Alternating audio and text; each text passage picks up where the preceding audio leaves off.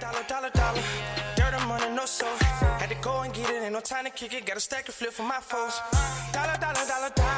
Please tell me you can hear me. Don't turn your back and don't neglect me. Just let me know if you need me. Dollar. Let me watch out for my partners. Keep my money long, get my team strong. Let me run away from my problems. Yo, what's good, original crew, man? We're back. Hey, we're back on the channel with another visual. You dig? We appreciate each and every one of you all who constantly comes back time and time again for another body cam, man. Mm-hmm. Today's body cam, cops discover car filled with serial killers' victims. What? I just don't know anymore. What about you? I don't. And I never understand. And in his... Has this... Well, I mean, okay. I'm going to get all the answers. I'm just going to wait. Because I have questions. I got more than questions. What you got? Concern? I got a lot. A lot, I don't even yeah. know, bro. I'm going to get it. It's just too much at this point, man. Hey, you know what's so crazy? We've been doing body cams since the beginning of January. Every day. Mm-hmm. And we still got a plethora of body cams we can do. And there's still new body cams drop all the time. That's concerning. Yeah, very There's much too so. much crime that's going on, man. Too much. Hey, make sure you check out the links in the description box. Down below. You already know where to go if you want to first support. All you got to do is check out down below. Also, if you enjoyed today's visuals. Like it in with a thumbs up. And the craziest thing is as well, it's never the same story. Mm-mm. The craziest thing as well, we do other content on the Kid and C Reacts channel, right? And those stories ain't got nothing to do with it. Be whole separate. Yeah. And that's more. Man, you know what? All right, enough is enough, man. Let's go. Police just arrived at an airport parking lot to investigate reports of an abandoned truck. Oh. Initially, it seemed like just another routine call with nothing unusual. But that's when it hit them. Kind of smells. I think it smells like decomp. I can smell something. Inside the truck lay 4 brutalized and dismembered bodies hidden inside boxes. What officers didn't know at the time is that 11 more bodies lay buried and hidden in remote areas of the state. An active, twisted serial killer was on the loose. Where we at? Wow. Where we at? At this point, y'all, we just be trying to guesstimate where we at. And I repeat where we at. I was just wanting to see if you... Did you peep it? Yeah. I was trying to look at them tags. Did you look at the people that you I know tags from a lot of states. Also from where I used to work at, we see tags all the time. So, but... Was it Mexico? Mexico. Was we don't do no body cams in Mexico. Okay, New Mexico? Yeah. Sorry. I didn't feel like I had to. Well, I did have to. Yeah, you do. I do have to put the new on there. Was it new? It was New Mexico. Are we gradually talking? Yes. Yeah, I'm on camera. And I would have just said, and I say, but yeah. That's where I got. And I always wondered, especially after watching Breaking Bad. What if that's not where we at? After watching Breaking Bad, y'all, I'm like, just imagine how many bodies are really out in these desertous areas. Oh my gosh. Buried. Nobody's able to find. Like, oh my bad, you ain't finished the show. Damn, I'm talking too much. And detectives were already months behind. Months? You remember the last time you saw him? Maybe a couple of months ago. We don't care about anything else other than finding Mac, Jennifer, and Justin. Whoever did that is our focus. Hold on, how they gone missing for so long and unless it's like Alaska when a dude was taking people, and he knew he was taking people that nobody was gonna be looking for. We tied everything together yesterday when he did that. You know what I mean? Like, I know he lost them 3, man. I know he did. Taking these other 11, did you take them all to the same place? If you ever came back out to New Mexico, would you be willing to take us? That's insane. It started on a Sunday afternoon when police in Grants, New Mexico received a mysterious call. A landlord had just discovered something he described as disturbing while cleaning out an evicted tenant's home. Officers immediately headed to the address to investigate. So this guy hasn't paid us since July, but with COVID going on, we couldn't evict him, so we've had nothing but problems with him. Anyways, we finally got him to move out, so I seen him today. We haven't come by. We haven't messed with him. I'm afraid I'll kick his ass, you know. When I came by, he says, "I'm gonna leave you a pile to throw." Well, we didn't know which pile, so we started to load it up. While we were moving some things, and we found this puppy in this box underneath some of the kid stuff, you know. Okay. So we go to put the puppy in the bag because we were going to bury it, and then we see that they had tied a cord on its neck. Okay. Well, we've had, like I said, nothing but problems with these guys, so I at least want to put a report on file. I know we won't be able to say who did it and when, but that needs to be associated with him, you know, because we're going to take him to court for a lot of other things, and if I can just have that on file, it'll help. Okay. Yeah. It was clear the puppy had suffered a horrific death. Animal control arrived shortly afterwards and confirmed it had been deliberately tortured, noting a cord tied tightly around its neck. The cruelty of the scene was deeply unsettling, and the officer immediately recognized they were dealing with someone truly twisted. Yeah, that was just straight up. Absolutely. That's just sad. That right there just really got to me because it's like that's not cool at all. Right? No. Absolutely. Cruel, awful people. Yeah, we tried to get in. The landlord, the owner, we tried to go into the house. They went in, they painted everything their own colors, and they just ruined everything. Unfortunately for investigators, the puppy was just the first body. And in the coming days, police would uncover more gruesome scenes, strange disappearances, and disturbing evidence pointing to something far more calculated than anyone expected. That same day, Detective Robert Turney was assigned a missing persons case involving 19-year-old Matthew Miller.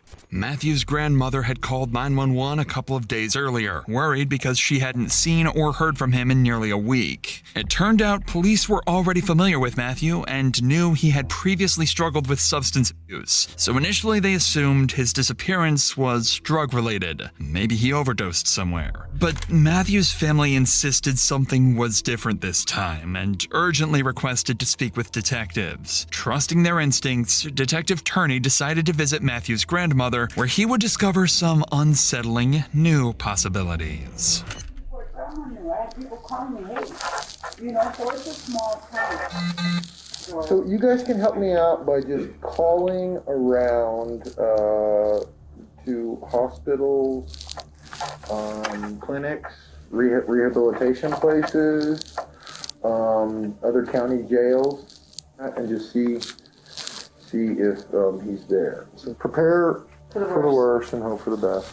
Okay, but I will tell you, I had more than enough to arrest Matthew several times, and he's not one of those people that I wanted to arrest. Matthew is not going to pull a gun on anybody, right, to get his drugs. Yeah, no. He's not that kind of person. Yes, that's my main fear. And he probably has a little bit of a complex because he knows he's that kind of person. And so he's going to be real hesitant to reach out and tell you guys the actual truth about this person took advantage of me. Yeah, no, he You know what I'm saying? So just forgive him. All you can do is tell him you love him and you forgive him and go from there. After rehashing some information with Matthew's family, Detective Turney would go on to learn some critical details.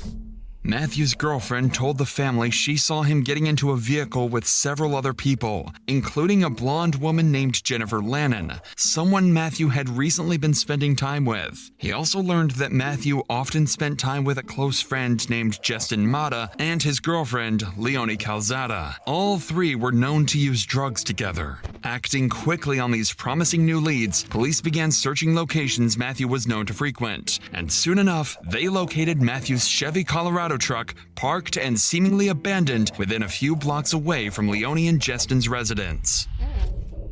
The truck was dirty, locked, and appeared to have been parked there for several days. Inside, detectives found clothing and personal belongings, as well as several unsettling items including a pair of rubber gloves and a shovel lying in the truck's bed. They also found multiple cell phones that were damaged in the front and back seats. It seemed clear Matthew hadn't intended to leave the truck there, and detectives sensed something wasn't right. Immediately, investigators canvassed the area and found surveillance cameras nearby, one of which captured Matthew's truck arriving at Leone and Justin's address on January 26th, just 3 days before Matthew was reported missing. With these new alarming discoveries, Detective Turney knew the next logical step was to urgently speak with Matthew's friends, Justin Mata and Leone Calzada, hoping they could shed some light on the situation. However, when they arrived at the couple's residence, they would quickly realize Matthew wasn't the only one missing.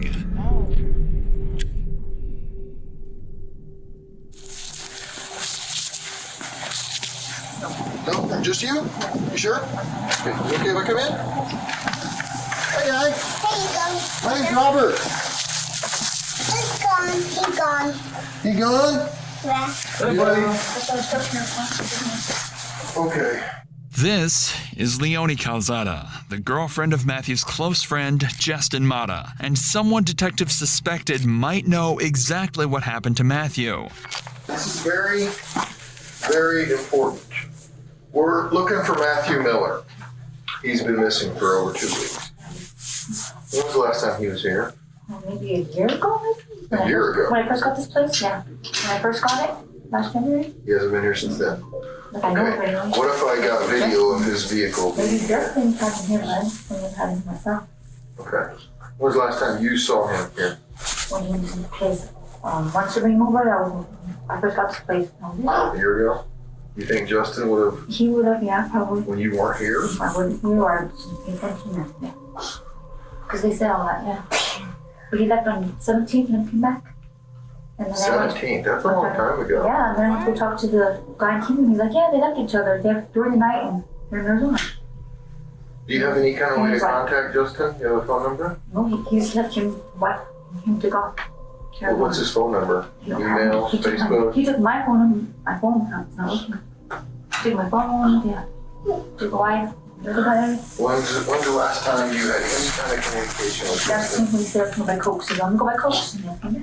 What I would like to do, all right, is look around your house for any kind of evidence of Matthew Miller or any kind of foul play. I'm not looking for anything other than that. According to Leone, her boyfriend, Justin, had also mysteriously vanished, and she hadn't seen him since January 17th, nearly 2 weeks before Matthew was even reported missing. But investigators knew something wasn't adding up when Leone insisted she hadn't seen Matthew in nearly a year. Surveillance footage clearly showed Matthew's truck outside her residence just days before he disappeared. With their suspicion mounting, detectives decided to search Leone's home, hoping to uncover whether she might be hiding something, or someone.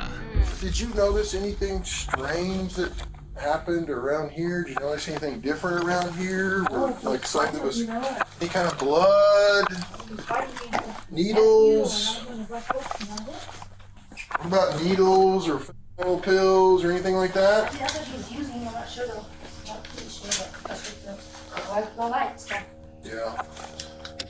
What's the gas? There's already. Okay, big guy. I can only find one person dead in a trunk per year. That's my max.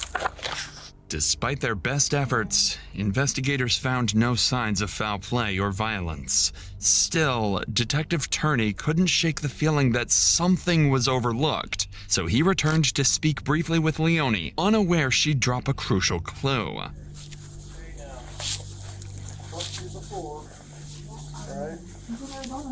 Who? The 17th, Justin Mata with Arizona. Yeah, with Jen Cannon. As of the 17th Of January. He left us and his wife.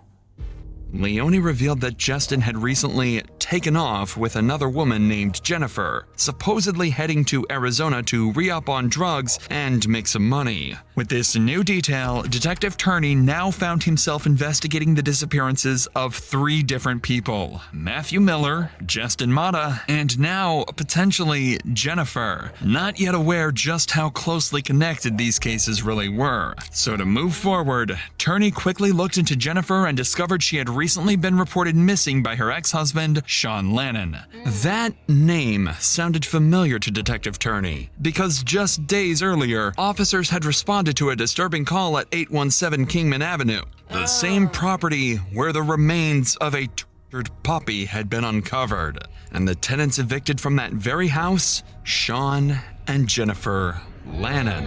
Finally, investigators were starting to connect the dots. 3 people, all closely linked through drugs and personal relationships, had vanished within days of each other. Detective Turney realized it was time to canvass the neighborhood surrounding Shawn and Jennifer's former home, hoping a neighbor might have seen something suspicious or could offer the lead they desperately needed. That's when they found a neighbor whose security camera was pointed directly at Shawn and Jennifer's old residence, and what the investigators saw on the footage would finally bring some much-needed clarity to their case. On January 26th, Matthew is seen entering Shawn's home, but investigators never see him leave. Hours later, Shawn is spotted on camera driving away in Matthew's truck, and when he returns, he's alone, on foot, and Matthew is nowhere to be seen. 2 days later, on January 28th, the same camera recorded someone loading household items into a red Dodge Dakota parked outside the residence and driving away. This CCTV footage marked a critical turning point for investigators. For the first time, detectives had visual proof of Matthew at Jennifer and Shawn's residence. With this significant new lead, the next step was clear. Detective Turney needed to speak directly to Shawn. Only his account could clarify what happened that day and potentially reveal crucial details about the missing trio. The next morning, Detective Turney reached out to Shawn and agreed to sit down for a formal interview. Whatever Shawn said next had the potential to shift the direction of this case completely. So, first things first, let's get her into this missing. Okay? Have you ever seen Matthew Miller? You know who I'm talking about? Was he over at your house? Yeah, it's been for weeks. I'm not very lucky. It's definitely been about weeks. Before the 3rd, was his truck ever parked at your house? For more than like a day, overnight? I'm not sure. Have you ever driven his truck? You've driven his truck? When was the last time you drove his truck? A couple weeks ago. A couple of weeks ago? So, again, when did you find out that they split and took off to Arizona, ran away together, whatever? It was 7 weeks ago. Came back every week. Come back.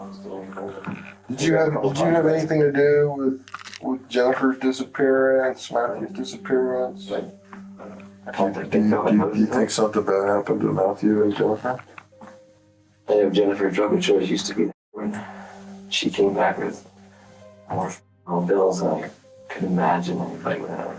She loved those. Man, I just got a really, really bad feeling about all this. You don't? I do. You don't seem... I've been living in this circle for a minute. Has she ever done this before? Yeah. During the interview, Detective Turney notices something strange. Shawn remains unnervingly calm, especially considering his ex-wife and the mother of his 3 young children has just vanished. Turney begins to question whether Shawn is simply a bystander caught up in a tragic situation or if he knows more than he's letting on.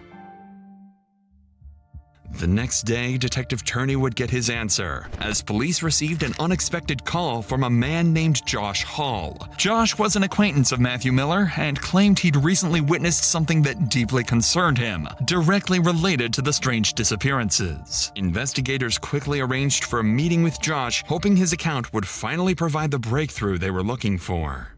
Hey man, what's going on with Matthew, man? That's my chick's cousin. Check this out, man. Check this out. That's all me. Check this out, man. Yesterday, right, was at Kelly's.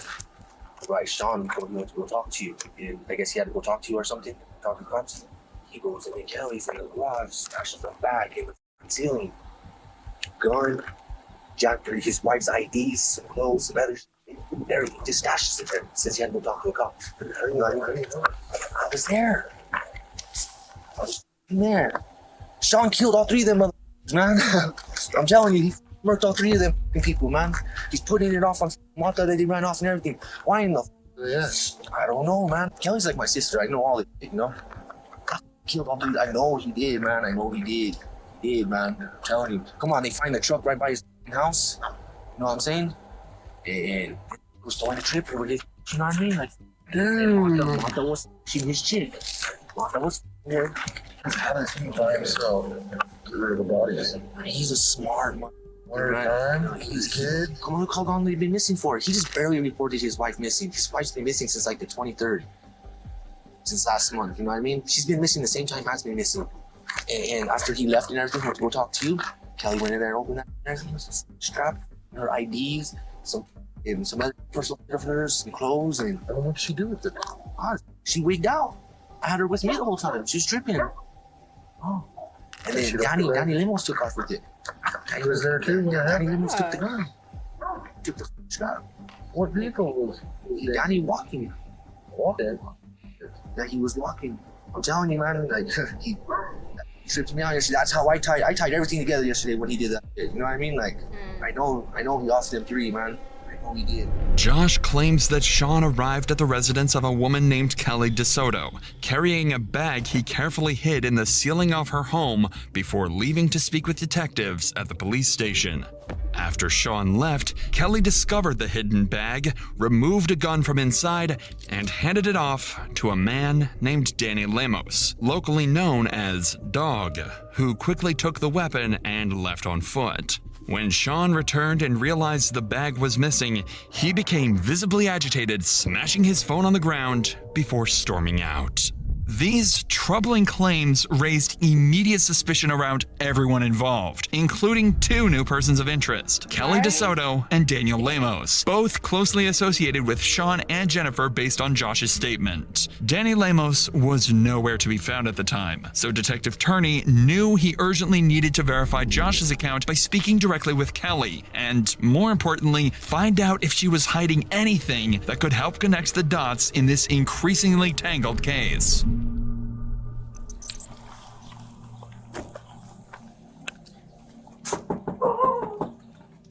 When investigators first arrived at Kelli's house, she agreed to meet them at the station for an interview, but refused their offer of a ride, saying her boss would bring her in about 30 minutes. However, when the time came, Kelli never showed up at the police station. It was a major red flag, and it made investigators even more suspicious of her.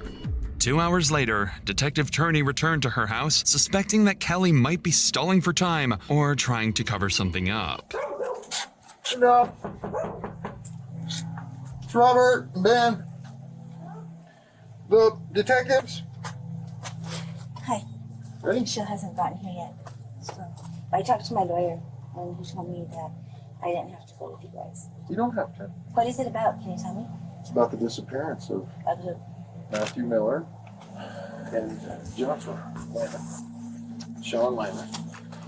Shawn is not missing. I know he's not. This time, Kelli's behavior was noticeably different. She appeared distraught, reluctant to cooperate, and quick to mention her lawyer. Detective Turney felt certain that she was withholding crucial information and decided to press harder. Was Shawn here yesterday? He came out yesterday. How many times? What did he do? He came inside. Shorty, if you're gonna talk to your lawyer, why the fuck you? Right. You ain't talk to no damn lawyer, because a lawyer would have told you not to talk to him at all. Like, refrain from talking to him. You know what I'm saying? And I would have been like, do y'all have an arrest warrant or anything? Okay, y'all have a good day. Door. He told me that he had to go down and report Jennifer missing. Did Shawn hide anything in the house that was later taken? No. Did he destroy his phone? Yeah, right here, right with that. He just tried to swim. Did he bring a bag inside that had a gun? No. Or any of Jennifer's identification cards? I didn't see Did you look in it? No, I didn't see Did Danny almost take the gun later? No. Do you think he did something to Jennifer and Matthew? I honestly don't. He doesn't seem like that type of person. I think you're lying to me about the bag and the gun and Jennifer's ID. I'm not. I don't know anything about. Like, he asked me, he said, where's my. Yeah, no. I didn't see him bring anything in. Or you're forgetting what I already spoke with. I know. Shawn has some stuff in your shed. Yeah, he was moving. I don't know. Any questions? Nothing yesterday? No. I don't think so. Have you went through it? No. After some more pressure, Kelli admitted she had several suspicious bags in her shed, supposedly belonging to Shawn. Curious about the contents of the bags, detectives quick. Yeah, she ain't talk to no damn lawyers. Lying at a little. And honestly, she I guess it really just depends on the detectives whether or not they want to approach it, but and how willingly she's gonna be. Yeah. Because at this point, it's kind of accessory after the fact, because you are even hiding evidence that possibly could lead to it. But if you had spoke to any ounce of a lawyer would talk to them, because now it gives grounds to search your property. Because now they have evidence on your property. Sure. You open a hole, you know what I'm saying? But you was trying to say what though? Oh, I don't know. I really don't. Quickly followed Kelli to take a closer look. I'm pretty sure yeah. I clean that box there is not his, I don't think. I'm sure it's not. And that paint can is not his. This one? What about this one? That's his. That's his. Oh, did you let him off his house? On Jackson? DNA? She let us search that thing from head to toe. And outside too. Despite their best efforts, detectives found no clear signs of blood or evidence linking back to the missing people. It was a frustrating dead end, and the chances of finding them seemed increasingly slim. At this stage, investigators had narrowed down their focus to several individuals close to the missing trio, each with conflicting stories and questionable behavior that kept detectives on edge. But without hard evidence, options were increasingly running out. Desperate for a breakthrough, Detective Turney secured a search warrant for Shawn and Jennifer's former home at 817 Kingman Avenue. Unsure exactly what or who they might encounter, officers cautiously approached the property, prepared for any potential threat.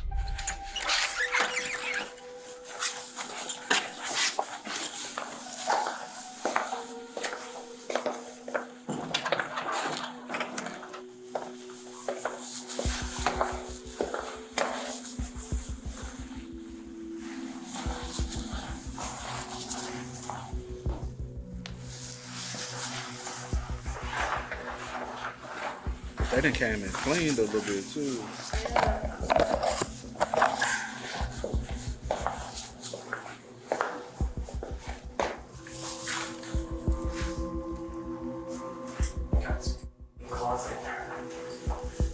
Yet again, investigators were too late. The house had already undergone extensive renovations, carpets removed, drywall stripped, any potential evidence completely erased. Yeah. What if he did that on purpose? Knew if I destroy, y'all got to come in here and clean up, because I can't clean it up my damn self. Because they've been trying to get him to leave for a while, so he already knew, like, once I do leave, they gonna come in here and rip up the carpet, get rid of all the evidence that might. I just need to. Very strategic. I just need to search. And dude said he's very smart, so I need to surface clean to the point where y'all don't see it.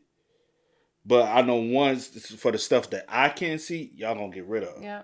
Unbeknownst to investigators at the time, the critical evidence they desperately needed was sitting in an abandoned truck, miles away, just waiting to be discovered.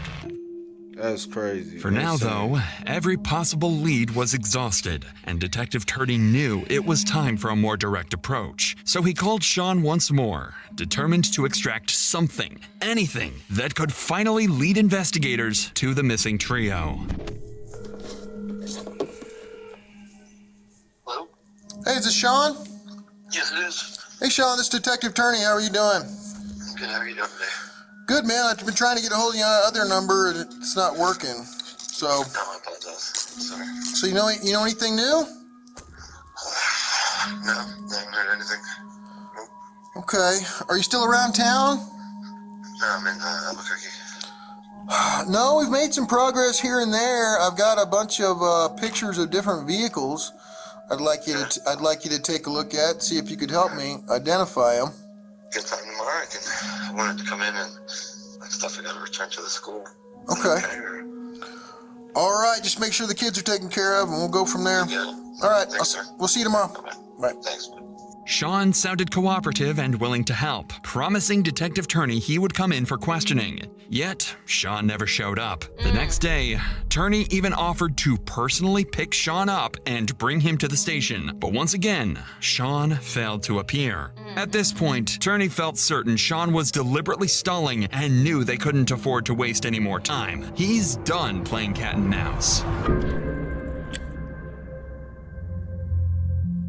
With the CCTV footage and witness statements pointing directly at Shawn and Danny as crucial figures, Detective Turney knew he needed to bring them in for questioning. So investigators dug deeper into both men's backgrounds, and that's when they hit the jackpot. Shawn had an outstanding warrant for missing a court appearance related to a 2020 assault and battery charge. It was the break they needed. On February 25th, officers located Shawn in Albuquerque and arrested him without incident, transporting him directly to the Grants Police Department for questioning. Detective Turney's goals for the interview were simple: determine exactly what Shawn knew about the missing trio and find out where Danny Lemos had vanished after taking the alleged gun. Let's go back to Matthew's truck. Okay, so it starts to back in there, and you're the last one who drove it, right? So let's go backward from when you parked it. Where did you go with it that day? Do you remember specifically? The only places I ever traveled was one time to McDonald's. I thought that was the last day where you ever used it. And I got Smith's, we got water, food, Walmart, that's it. Is there a tracker on the truck? My phone was always on, like, pulling the line. I'm not going in the mountains. I have children. I don't have any bodies. Like, I was a medic in the Army. Like, I have 3 kids. I don't think you're capable of doing something like this. I think you're very capable of defending yourself, though. An accident happens. If it was an accident, I would be like, that's self-defense, because self-defense is peaceful, but literally, no. The biggest fear in my house, why the pistol stayed in the house, was Pato, like dog. Like, that guy scares me. I'm not gonna lie about it. Yeah. So. Who told you to park it there? Justin? Justin was there at the house, talking with, like, they're all chewing on the soup. Who's all there? Jennifer, Justin, and Matthew. And he gets a boatload of pills from him. And they're like, we're going to go score. I mean, they had nobody, nothing. So you take the truck and the kids. No, they leave the truck. And literally, I'm like, well, I need to go. Like, can I get some fucking groceries or some shit? Okay. And literally, I'm like, what do we do with the truck? He's like, leave it. I'm like, yeah, leave the shit here. Like, no. I was like, you're not going to park in front. No, I need to go to the dumpsters. I need to go to McDonald's for water. And, And so they told you in the house, when you're done with it, to park it at the Lubbock Apartments. Matthew wanted to park it down the street. He says, no, my buddy's over there near the apartments. Just leave it there. As the interview continued, Shawn seemed to have an answer for everything, including the CCTV footage, claiming he only moved the truck at Matthew and Justin's request. He also appeared to casually downplay the entire incident, insisting the trio's disappearances were simply part of a drug-related business venture, nothing criminal. But Detective Turney wasn't buying it. He knew Shawn's explanation didn't match witness statements, and his earlier actions were too suspicious to ignore. But without solid proof, Turney couldn't directly refute Shawn's story. So, to move forward, Detective Turney changed tactics. He decided to deliberately introduce Danny Lemos into the conversation, offering Shawn an easy scapegoat. If Shawn took the bait, Turney might finally uncover what Shawn was hiding, or at least gain insight into what really happened to the missing trio. Did Danny kill him? I have no idea. I literally spent most of my time with the kids. If I had to guess who would kill him, it would be the guy saying, if I gotta dispose of bodies, I'm gonna put him in my pig. And he showed me the pig one day because I was helping him at his house. This is Shawn. I don't have any answers for Matthew. I don't know much about him. Talk to Dog. If someone's gonna move a body and put it somewhere, my guess, the creepy dude that talks about pigs with everything but the eyeballs. I'm like, who would know that? Like, this dude's, I'm scared of Dog. So, but my kids are scared of Dog. I'm scared of Dog. I don't know what the fuck I'd be afraid of it. I'm ashamed of it. But we hid in the house. We didn't go anywhere. I definitely didn't leave my kids for 5 hours. I didn't find the blood for the other one. Just as planned, the moment Danny Lemos' name came up, Shawn seized the opportunity and implicated him, pointing to Danny's violent nature and even suggesting his ability to dispose of bodies using pigs. Beyond those accusations, however, Shawn stuck to his story for the rest of the interview, denying any involvement in the disappearance. Without solid proof against him... What they put a echo monitor on? I look like you probably because... That's crazy, though. Because he talked too much. Because his thing is he talked too much because he's trying to talk himself up out of it. Like he think he's smarter than what he really is. The smartest thing, if you really smart, especially after watching one of the body cams we did, innocent, guilty, whatever, lawyer. Remember that one we did? Dude, he was being cooperative. They still, at the end of the day, found something. Yeah. Just say lawyer, bro. Like, say lawyer, guilty, innocent, and just, you know what I'm saying? That's what they're there for. You can't talk yourself out of it, no matter what. Detectives had no choice but to end their questioning. Still, Shawn wasn't completely free. His outstanding warrant for failure to appear in court meant he'd spend the next 7 days in custody, and officers immediately transported him to the local jail. Investigators spent the following week interviewing acquaintances, re-examining evidence, and piecing together scattered leads. During their interview, one detail caught Detective Turney's attention: the mysterious red Ford truck that was spotted parked outside Shawn's residence, later leaving with unknown contents loaded in the back. Investigators had not yet located this truck, and Turney strongly suspected it might hold something crucial to their case. For now, though, 3 people remained missing, and police narrowed their focus to 2 prime suspects: Shawn Lannon, who was recorded on surveillance driving Matthew's truck and potentially connected to the missing red truck, and Danny Lemos, who allegedly received a handgun connected to Shawn before disappearing himself. With each passing day, Turney grew more convinced that the missing trio had been murdered, and that their 2 prime suspects likely held the answers. But the window to find something conclusive was quickly closing, because on March 3rd, Shawn completed his short jail sentence and was released back onto the streets, significantly raising the stakes. Now facing the possibility of losing another prime suspect, Detective Turney knew he had to act fast. All he needed was just one single lead, some hint of where the bodies might be hidden.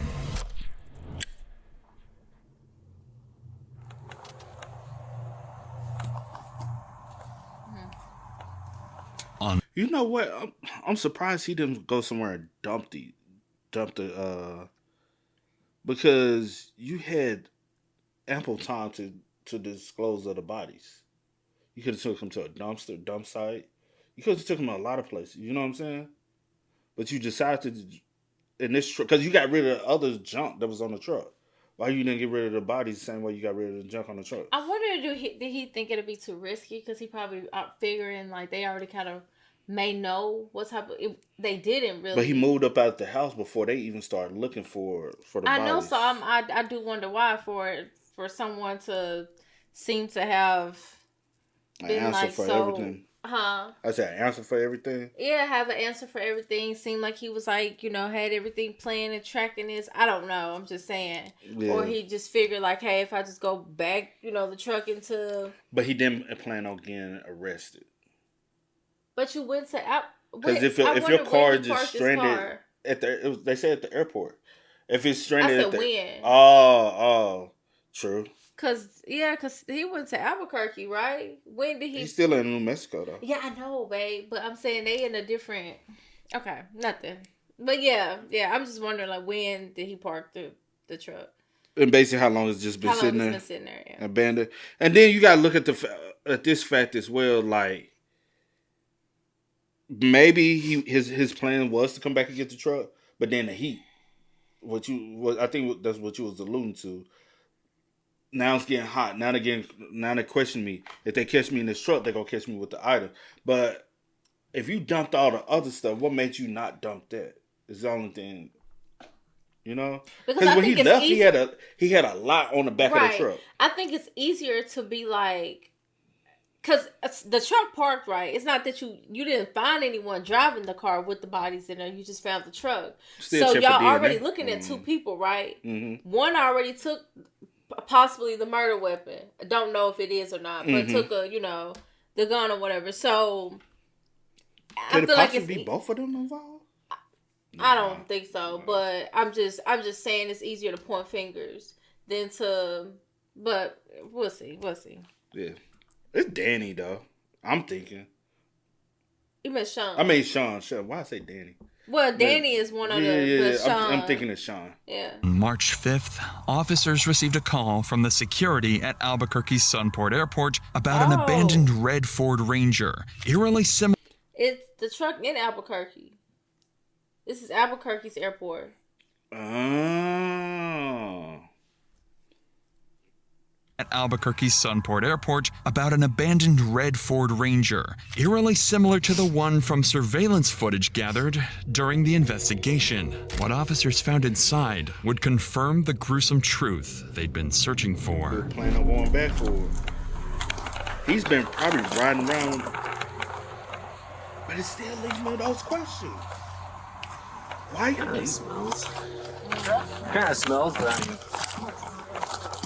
not to like decomposing or anything. You know what I mean?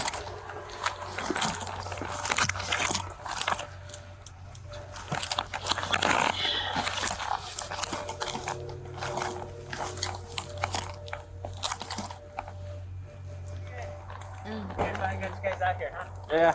We called it in 1:30, but they said they didn't want to send anybody out here.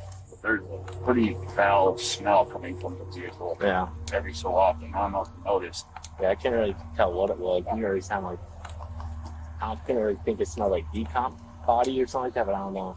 Yeah, I can smell something, but I can't really tell what it was. It also smelled like dirty, like heel almost, but yeah, I don't know. But we'll check the bin and all that good stuff, so.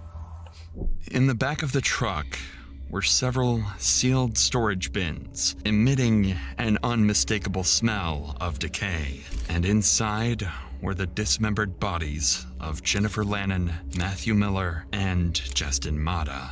Jennifer had been shot at close range in the head. Justin had also suffered a gunshot wound to the head, along with severe blunt force injuries. And Matthew's body showed clear signs of massive head trauma, evidence he'd also been beaten to death.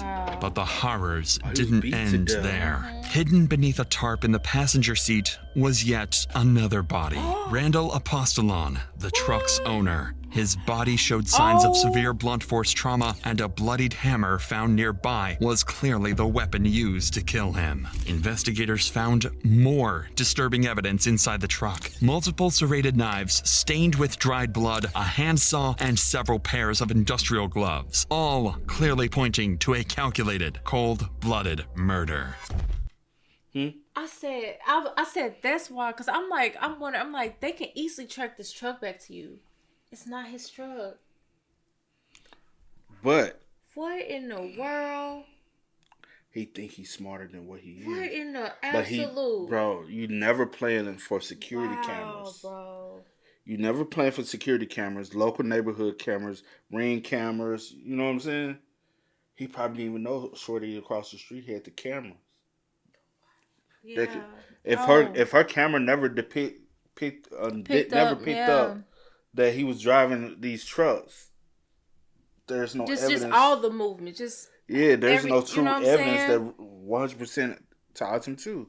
But I think nowadays you need hardcore evidence like this to convict someone. Mm-hmm. And I think seeing him drive these vehicles give me hardcore evidence. And then seeing you coming back on foot, you know, like you moving weird, then you moving all this stuff out, like you like. And if we get you on camera carrying them totes out. True. Because it got to be on camera. It possibly it depends on her sensor. And then just your behavior after the fact with, you know, saying you coming in to talk, not really being cooperative, you know, kind of like, you know, you went off to.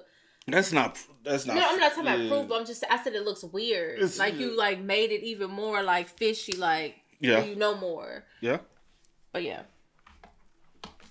It was still unclear to investigators why Randall had been murdered or how his death was connected to the other three, but they wouldn't have to wait long to find out. Detectives urgently turned to the Albuquerque airport's surveillance cameras, knowing the truck hadn't driven itself there. And it didn't take long before they spotted exactly who they were looking for. Oh, that too. He gonna get on caught March on camera 3rd, 2021, just 2 days before the gruesome discovery, the airport's cameras captured Shawn Lannon driving the truck into the airport parking lot, exiting the vehicle, and leaving behind the bodies of his 4 victims. Finally, detectives found their killer. It was time to track Shawn down and bring him in. On the same day the bodies were discovered, police urgently scrambled to track down Shawn Lannon, but it was already too late. Shawn had slipped out of Albuquerque and vanished. Immediately, the U.S. Marshals issued a nationwide alert, believing Shawn posed an active threat and was possibly on a violent crime spree. Authorities across multiple states joined the manhunt to track him down before anyone else was harmed. Then, on March 9th, Detective Turney received a disturbing call. U.S. Marshals informed him that Shawn Lannon was now wanted in connection to another murder, this one committed just a day earlier in New Jersey. Authorities had linked Shawn to the murder of Michael Debkowski through witness statements and surveillance footage that placed him directly at the scene. A quick background check also revealed the victim wasn't a random target. Debkowski was someone Shawn had personally known for many years. It was an alarming detail that made... Why you got all the way there? You were New Mexico. Why wouldn't you just flee to Mexico? Before they even recognized it, you know what I'm saying? You could have easily went across the border. Child, this is too much. I would think. You went all the way to New Jersey? You trying to get caught. Why? You trying to get caught, right? Trying to do something. Because you can't leave the States now. You in New Jersey. You ain't. The closest other thing is to you is go to Canadian border, but it's way stricter, you know. Made it clear Shawn's violent spree was far from over. Now with 5 bodies discovered and a serial killer on the loose, police knew anyone in Shawn Lannon's circle could be next, and they had to act fast. Federal authorities urgently tracked Shawn's movements, closely monitoring surveillance footage and cell phone data. And finally, on the morning of March 10th, U.S. Marshals pinpointed Shawn's location in St. Louis, Missouri. And damn! He is... Bro. What? Because they said he called March 9th. March 9th. That's when New Jersey called. And they say he just committed the homicide in New Jersey on the 8th. 10th. Now it's March 10th. So you already from New Jersey to St. Louis? That's fast, bro. You moving fast.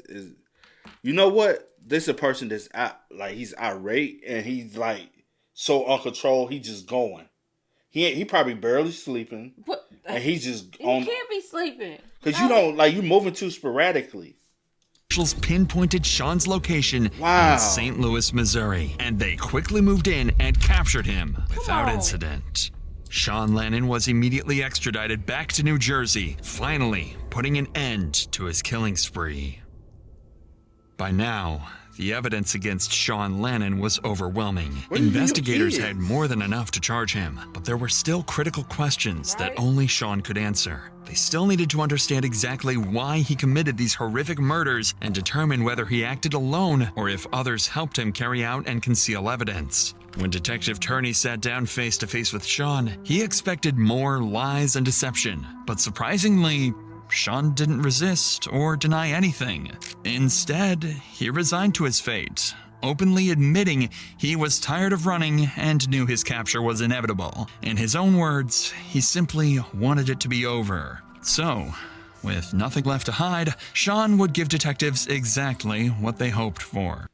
He looks so much different here. I thought it was me. I said, am I tripping or does this man look different? He looked way more nerdish with the glasses and the hair. He looks like, oh, okay, like, you know what I'm saying? And I don't know why I feel like he had more weight on him. Now he looks more, okay, he might not be trustworthy. You know what I'm saying? He wanted to me then because he looked weird then. Like, what? He changed his whole image, bro. That's I was crazy. like, is it me or is this a... Only thing he did was cut her down and stop wearing glasses. A chilling, detailed account of the murders and the twisted reasons behind each one. Jen was already out with her. Wasn't enough to take her life. So she wanted me to make sure she went too, for sure. Because I realized she was breathing. She wasn't going to OD. I went in the other room, psyched myself up, repeating that kind of emotionally charged statement of, you killed the Garrison baby. So I had nothing whatever to do it. I put the pistol on her head and I pulled the trigger. Threw it level. A couple seconds later, I was positioned on the bed too. I put that pistol in my mouth. I handle up. Just slipped past my teeth. My son cried out. I was like, what the I do now? Full of sugar, kids gonna see both of our hands went off. And rolled up the rounds out of the gun, put it in the dresser. Closed the bedroom door, got the kids normal. Set them up to be in the other room. We didn't have a vehicle. My John's boyfriend drove the truck on the car in. So I pretty much slid her in so we'd be out. To a storage bin, a long one. The sheets that were around here, the bedding was in the bag, in the box too. A day later, I tried to dismember her to put her in containers. It didn't work. It was awful and traumatic. Just thinking about it, it still haunts me. I knew I was living on borrowed time at that point, so I needed to get my kids somewhere safe to cope. So I continued with the packing and everything up. All the while still mating just a mother. He's responsible for the drugging and doing that to my kids. It took like a week. I came to the house. So I was in the laundry room, connected to the garage. That's where I killed him. Just before I killed him, he offered up a trade. His phone had pictures of Shawn Michael standing there naked in my living room. I don't know what his name was, William or Matthew. Miller, whatever that his name is. So he don't even know Matthew. He knew Justin, but he didn't even know Matthew. He offered up Matt. Damn, bro. You offered him up. I'm sorry. And on some real spill, he still killed you.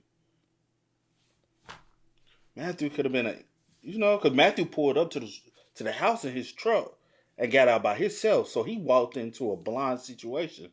He probably thought he was going in to link up, what's her name? Jennifer. To Jennifer. But it probably was Shawn baited him to the house. I mean, not Shawn. Justin. No. Yeah, Shawn. Is Shawn. Shawn probably baited him to come to the house through using Jennifer's phone or something. He don't even know his name. Miller, whatever that his name is. With his on my son's shoulders. I was like, who sent you this picture? He's like, I don't know it's real. He's like, I took the picture. I was like, well, you took that picture. And you just admitted the guy in the picture. So, Hold on. He said with his on his son's shoulder. I'm trying to follow along. It's hard to hear and read.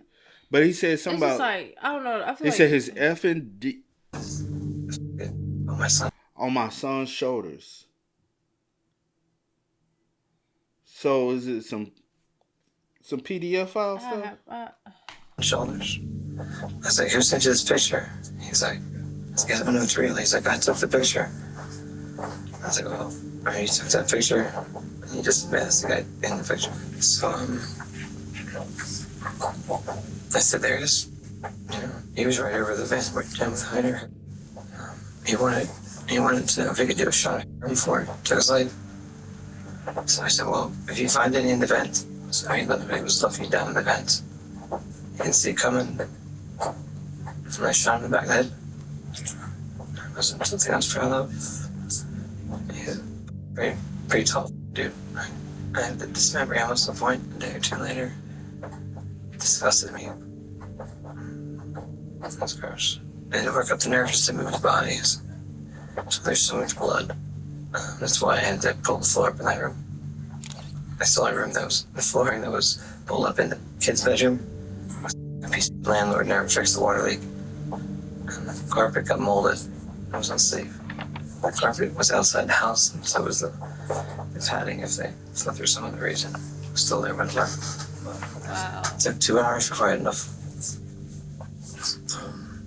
the ability to even go near Justin. When you got Justin over there, was this shortly after? Like how long between the time that you Jennifer, did you shoot Justin? It was at least a week. Took a while. Did you get him to come over? I was baiting this if I was Jennifer on the phone. Yeah. So you thought you was to meet Jennifer? Yeah. I also had pictures of Daniel Lemos and my son. I never got my hands on Daniel Lemos. I fully intended. So I was heading back to New Mexico for work. Yesterday. So what the hell was your wife doing with all these, if that's true, these pictures and your son? Because he keeps saying they got pictures, there's pictures of them with my son. And they sound provocative photos. Are you getting that? So what the hell was really going on? Probably doing things in exchange for drugs. That's the only thing I could think of when you have for all these addicts. And I don't know. Because he kept saying, I'm afraid of dog. I'm afraid of him. He was never afraid of him. No, he was like you just said, I wanted him too. He was on my... What if he took the gun over to the girl house, trying to, but now y'all done got him in. I think he was really trying to bait Danny Lemos out, but he had to go to the precinct and do an interview. He stayed there longer than he was expected to. The fact that, and what if he went all the way to New Jersey and did that to that guy, because he already knew him. That's what I still need to know who Michael is, like what relation they have with each other, and what was the reasoning on that. Because that's strange to me that you went all the way to New Jersey. And he said he was headed back to New Mexico before that's how he got caught. But the fact that Jennifer and Justin is a week apart, and then he baited Michael after that. No, he baited Justin to. He said he baited Justin was the last. Was the he said they offered. That. Never mind. Let's not. Because both of us. He took out. Well, I remember. But anyway, he took out Jennifer and then he took out Matthew and then he baited Justin. He acted like he was Jennifer texting from the phone. Okay. Yeah, we're 10 guys. If I did, it'd be in the box. So then I had the 3 of them. Probably that kid comes over, William or Matthew or whatever his name was. Comes over with Felicity, his girlfriend. She looked like she was like 12 years old. 12? That's what I was saying. Okay, babe. Okay, you didn't want to talk about it. Okay. No, I'm saying however it happened. Jennifer. He killed Jennifer first. I know, he killed Jennifer first. Then he baited Justin over. As if Justin, she was Jennifer. Yeah, and Justin wanted to... He made a deal with him trying to get him to kill Matthew instead. That's why he said he made a trade. Yeah. Okay. And he showed him the photo of Matthew with his, because he didn't really know Matthew's name. Okay, I got He just had the photo. He was like, I don't even really know his name. And he baited him to come over there too. Okay, thank you. She looked like she was like 12 years old. And I should her name on the don't have to. So he's like, they're looking for money for anything. I'm like, I give you a food card. I was like, just take like $40. I was like, all I need is later in the week, give me a ride to get some water. And I've been left here for no water. So one of those times he came back, he didn't have Felicity. And that's when I shot him in the back of the head. I had one of his vehicles in Albuquerque. At some point he brought me the boxes that put him in the back. I couldn't open them up. I couldn't fill up enough money to get the vehicle, so he was going to take the truck back. So I found somewhere else for the boxes of A's, storage containers. I was going to hold them for $150. He wanted another $300 once we got to his place. Randy wanted another $300 to hold the boxes. So I didn't have $300. So he's like, well, I'm going to drop you back off. So we left, came back to the Pearl. The box was still in the back. Pulled in right there. We got in a fight. I killed him in the front seat. He was in the driver's seat. Throughout his confession, Shawn remained eerily composed, showing almost no emotions. Even more chilling is the fact that just hours after dismembering the bodies and brutally killing Randall, Shawn was picked up by police on an unrelated warrant and sat across from Detective Turney, coldly denying any Damn. He had just killed this man and got picked up. They had already interrogated him. And now he go and get the... Boy, that shit is insane. An unrelated warrant and sat across from Detective Turney, coldly denying any involvement, while a truck full of bodies was parked just a few blocks away. So Tuesday I took I grabbed the truck and I didn't know what to do with it. I don't know anybody. What do you do with the body? So I knew at some point it was going to get caught. I just wanted my kids back home. I took them to the airport the day before. And I positioned them. Just everything was the same. Secured the vehicle. That's not obvious. And then I took I believe it was an Uber. Took it home. Right to the Pearl. The next day we flew out. I'm waiting on time. Again. At some point they'd find the bodies at the airport in the box. And last thing on my list was the man that was me as a child, my big brother. Big brothers, big sisters, whatever. They got pictures too. Wanted the pictures back. He didn't want to give me the pictures, so I started beating him. Then he gave me the pictures. It took his life. So I'm proud of that. I'm proud of that yet. I did fly in town. I'll make it back to finish Daniel Amos. The last victim in Shawn's killing spree was his former mentor, Michael Debkowski, a man Shawn accused of abusing him during childhood and believed still had photographs of that abuse. When Debkowski refused to hand over those photographs, Shawn killed him without hesitation. But just as detectives thought they heard everything from Shawn, he would make one final, shocking statement. There were even more bodies waiting to be found. And so the other 11, you said started about 2.5 years ago, 3 years ago? And you disarmed them from guns, and you said knives? Knives, whatever. At some point, I had almost like a pickaxe, but it was more of a pick. It swung like a pickaxe. Was like if you had to think back, like how many out of the 11 were shot and how many were stabbed? Like if you can elaborate on any of that. 2 were shot. 2. And then how many were stabbed? Pretty much the rest of them went that way. The rest of them? So 9. So 11 plus 5, 16. He is military trained. If the 11 excludes these 5. Hold on. Yeah, that's 16. That's a lot. It's a lot. I'm thinking Michael maybe is somebody he served with in the military, and they had like. You talking about him? Michael. Oh, you talking about the mentor? the we mentor. Found out now he's the mentor, and But I thought when they had initially, entered, like Michael was one of the one in Jersey. Yeah, one of his another victim. I'm like, oh, maybe somebody he served with, and they had like bad blood or something. Because I was like, what would take you all the way to Jersey? To do, that's the only thing I could think of. Because he mentioned earlier that he served in the military, so I was like, oh. I guess he went because he was like, I'm going to jail. They're close to catching on. I need to handle what I need to handle. But the fact that you have more bodies and you started 2 years ago, you are loose. Bro. Loose screw for real, bro.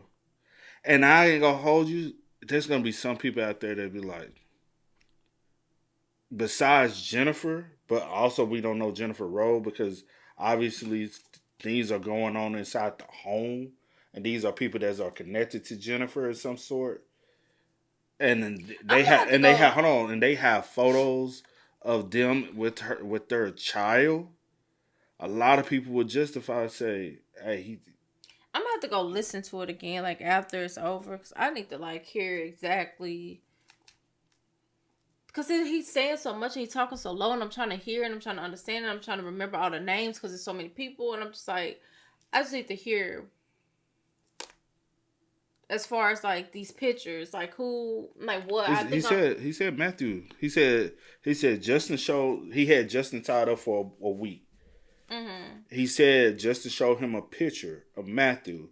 He said he had his manhood sitting on his son's shoulder, and he was like, "How did you get this photo?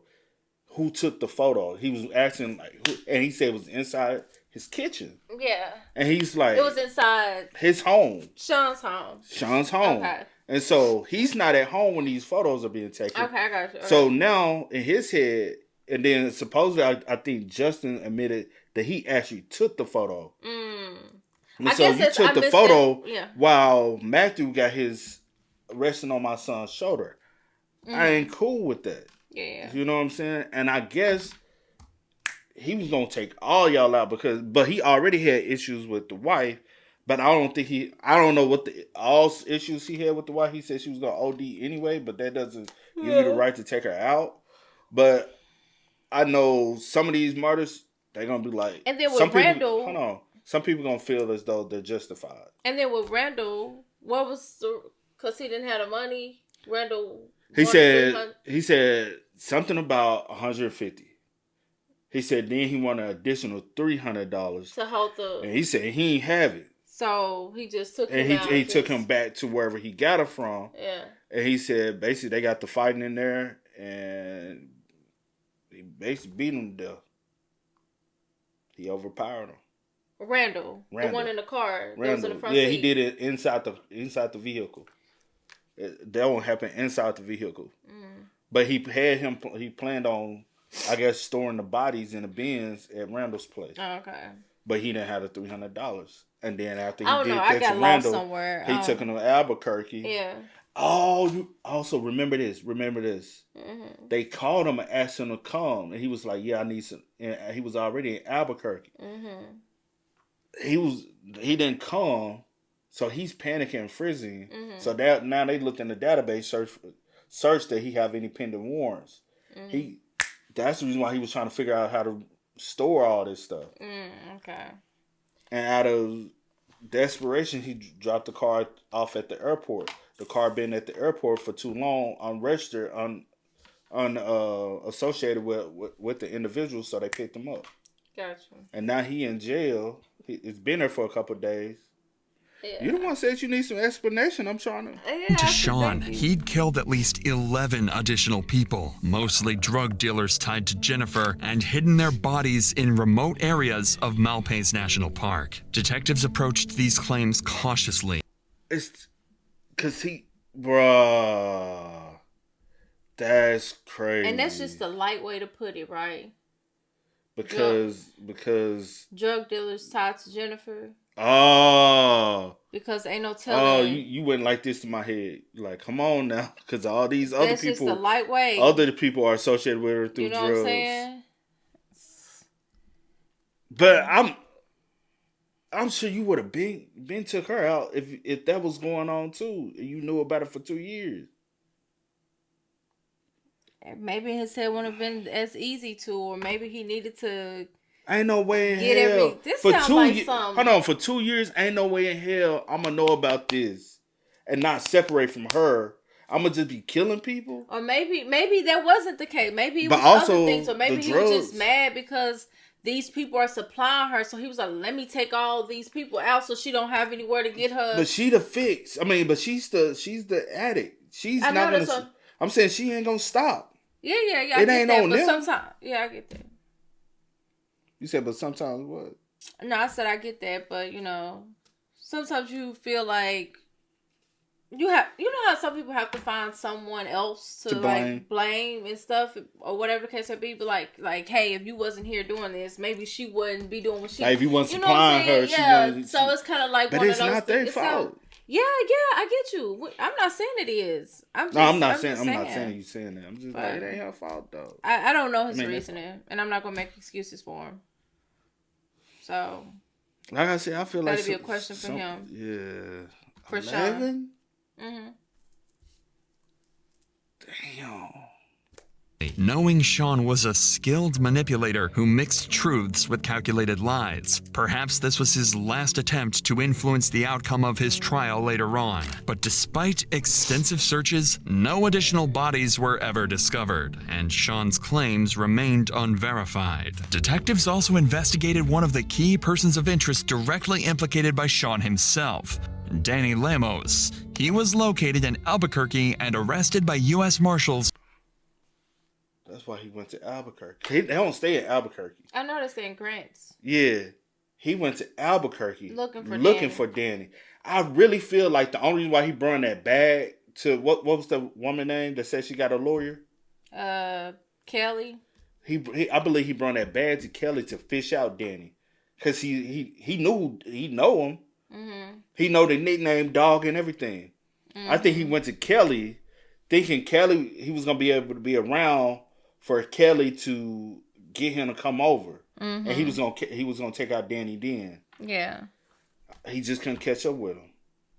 Damn. Danny Lemos. He was located in Albuquerque and arrested by U.S. Marshals on March 25th, 2021. Danny agreed to speak with Detective Turney, firmly denying any involvement and expressing shock that Shawn was even capable of these horrific crimes. He admitted taking the handgun Shawn had hidden at Kelli's house, but claimed he had no idea it was tied to a murder and had quickly sold it afterwards. After exhaustive interviews and reviewing all available evidence, detectives eventually cleared Danny, along with all other potential suspects, ultimately concluding Shawn acted entirely alone. In October 2022, Shawn pleaded guilty to the first-degree murder of Michael Debkowski in New Jersey. He was sentenced to 35 years in prison, and in May 2024, he pleaded guilty to killing Jennifer Lannon, Justin Mata, Matthew Miller, and Randall Apostolone, receiving 4 consecutive 15-year sentences. As part of his plea agreement, Shawn will serve his sentence in New Jersey first, then return to New Mexico to serve an additional 60 years behind bars. Wow. He must be from Jersey. Wow. You get what I mean? Because I wonder how old he is. Say, for instance, he like, all right, I'm going to live the rest of my life out here in Jersey.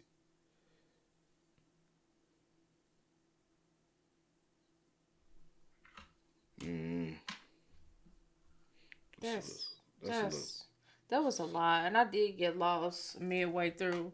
Well, towards the end. Towards when they arrested him and they interrogated. Rest in peace. Rest in peace to everyone. This one was a lot. It's a lot. It was a lot. Understandable that it was for sure a lot. I said understandable. It was for sure was a lot though. Okay. Hey, man, with that being said, make sure y'all spam us up in the comment section down below, man. Let us know y'all thoughts about it for us in the comment section down below. But until next time. Do you let me fill you in on any details? I don't. Oh, you sure? I got it now. I'm just saying I had got when he was saying how he did everything, the time frame. I just kind of got confused with that. And I said even in my to myself, I had to go back and hear that verbatim because it was a lot. You good? But if you heard what you heard then and explained it to me, I'm cool with that. The placement of everything. It really, to me, it don't really matter as far as like that. My thing was, it was just the fact that you held whoever for a whole week. Yeah, he held after for a whole week. Had took Jennifer life, and then still, like, I just think that's insane. You know what? He did say, what's Justin's girl? Leona. Did she say Justin left with Jennifer? That's what she said. And she said they were headed to Arizona. That's what she said. What if she stopped by the house? Shawn was at the house. He killed Jennifer. Nah, because he said he sat there in the house with the gun. So and how the hell you get his kids? Remember? Yeah. So how the hell did Justin I know. That's why. And that's why I kind of got just a little. I was gonna say something else. Oh, he the one took up the carpet, right? Did I hear that correct? He said he took up some carpet because it already had mildew or something. Yeah, mold from water leakage and stuff. So when they had came to look at the puppy, was the carpet there then? I think so. It was already evidence still there from. But they're just dumping. To recover the they're just dumping body. Because also he said the landlord never came and fixed nothing. He never came and fixed nothing because you never paid your rent. Was paying your rent, right? It was a water leak. Yeah. And the carpet had mildew. Yeah. So which made it a no-brainer for him to kill her in there, because then I could just say... take up and just, and that would be the reason why, Weird. I just wanted to make sure I heard that correctly. Yeah, you heard that correctly. That's all. I had kind of got lost with, like, the time frame. Because I know you was wondering, like, when... Because you thought he had killed Matthew how before... did Matthew get over there? But you said it's because he used the phone to act as if he was Jennifer. But he did the same thing with Justin. That's how he got Justin over there, because he acted as he was... And then he told Justin, Matthew had come over there. Matthew was going over there with his girlfriend at first. And then Matthew came over there one time without the girlfriend. He was like, this is my opportunity. And that's what his opportunity was for. But he said Justin was so much bigger. So he was like... Oh, Justin was bigger. Yeah, and he was like, that one was kind of, you know what I'm saying? Oh. And what if the 11 bodies is true? And y'all just ain't located them. And y'all can't prove. I'm just... Did y'all go out there where he said he possibly... That's some Breaking Bad shit. You got to finish Breaking Bad. Because I'm not claiming no 11 bodies. It ain't got 11 bodies. Unless you want. Maybe so. You catch my drift. But then you end up pleading guilty, so you wouldn't have gotten that. He tried to commit. He put the gun to his mouth. Oh, we did look it up, didn't we? No, they don't have it. Remember, we did. We looked it up in one of the other cases. Yeah. And I don't know about Jersey. That's why I'm finna ask now. No. So he committed a crime in 2 states that don't have it. So I don't get that just then. I don't know. Or what if he know y'all can't give it to him and that's the reason why? Who knows? It might be true then. It may be. Because y'all ain't got the death penalty in either. Or maybe where he told you the bodies are, it's not there. Let's see you on he might not remember. Oh no. Somebody like him, he remember. Where they're located? If it's true. I'm talking about where they're located. Well, if he did bury them. At least But also, I'll say this. They were all drug dealers, right? Yeah. Supposedly all of them were drug dealers. If drug dealers start coming up missing out y'all area, it will put y'all on high alert.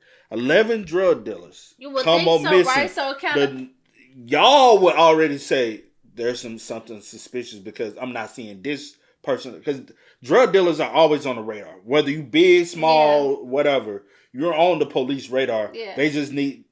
So maybe it's not true. Maybe he just wanted to feel... Because it would... If I'm a cop, I'm like, it's 11 drug dealers 11 here. Bodies? There are not... We haven't seen in a while. And then also, of course, people have families, right? Regardless of... And families will report it. You don't have any reports of missing people. But what they report a drug dealer missing?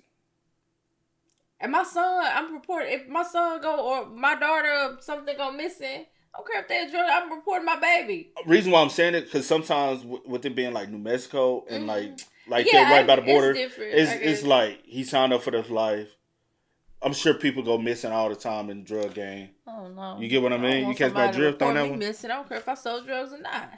Report me missing. Okay? Have somebody look for me. Okay? Give me a proper. I want to be laid to rest properly. Okay? Don't just leave me out yonder. Yeah. I don't know, but it may not be true because that is kind of, you think it'll be alarming, you know. It's just, to me, it would be if 11 drug dealers come up missing in the city. Or maybe he had to me, that should send off a red flag. Maybe he had 11 people he wanted to and didn't get to. Maybe, and in his mind, they did to him. I don't know. Danny, boy, he was coming for you. What you said? He just come find you. He wanted you. You was gonna be, wow. I do wonder if Josh never called them and told them like that what he knew, kind of like that Danny took. I wonder would Shawn have still been on their radar? Or was he always on the radar? Y'all, because y'all can't really necessarily. I think they kind of. I think subliminally they kind of suspected him a little bit. To piece it and but but with the bag. Yeah, it solidifies for them that like he is somebody we need to be looking at. Yeah. Okay, y'all. Sorry, that was a lot. Hey, man, y'all spell what's up in the comments, man. Let us know y'all thoughts about it for us in the comment section down below. But until next time, y'all know how it go, man. I do go by the name DJ New Kid. This is Sierra Nicole. Why you say You laughing at me, but I wasn't laughing. I was so no. When I did this, you laughed. Yeah, you messed up too. I do go by the name DJ New Kid. This is Sierra Nicole. We are. We out. Time to kick it, got a stack of flip for my foes. Dollar.